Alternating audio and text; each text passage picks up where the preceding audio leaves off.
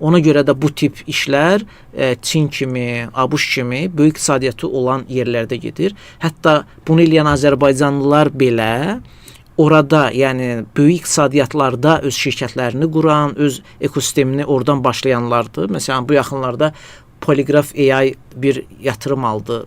Onlar bu yatırımla bərabər səhv etmirəmsin deyən kimi 10 milyonu keçən bir yatırım toplamış oldular və onların da əlbəttə ki, əsas head ofisi, yəni əsas ofisi Azərbaycan deyil. Çünki bu maliyyə əlçatımlılıq bizim kimi balaca iqtisadiyyatlarda o qədər də rahat deyil. Amma onların Bakıda böyük bir komandası vardı. Komandasının əsas üzvləri Bakıda idi.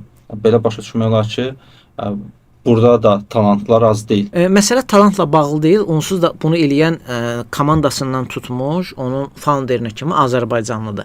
Məsələ maliyyə əlçatımlılıqdadır. Yəni onlar bunu xaricdə getməsələr, eləməsələr, məsələn Azərbaycanda elə Tikazda da oxuyuruq bunu ki, müəyyən qurumların, müəyyən dövlətin özünün toplamda EA-yə ayırdığı pul bir poliqrafın qaldırdığı investisiya qədər deyil. Bütün qurumların toplamda ayırdığı, bütün Azərbaycanın süni intellektə ayırdığı da. Yəni bu maliyyələri ona görə burada çatmaq olmur. Adamlar burada qura bilərdilər. Burada ilkin presid investisiyalarını da burada ala bilərdilər. Amma o bitəndən sonra onları növbəti səviyyəyə daşıyacaq pul burada tapa bilməyəcəkdilər.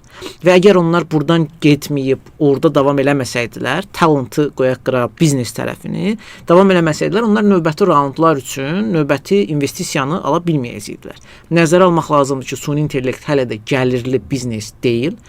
Mən bu həftə oxuyuram ki, böyük texnoloji şirkətləri, məsələn Google son rübdə 100 milyardlıq gəliri keçdi. Mənfəət daxil deyir ola səhv eləmirəmsə, amma bu çox böyük rəqəmdir. Yəni 100 milyard Azərbaycanın GDP-sindən çoxdur.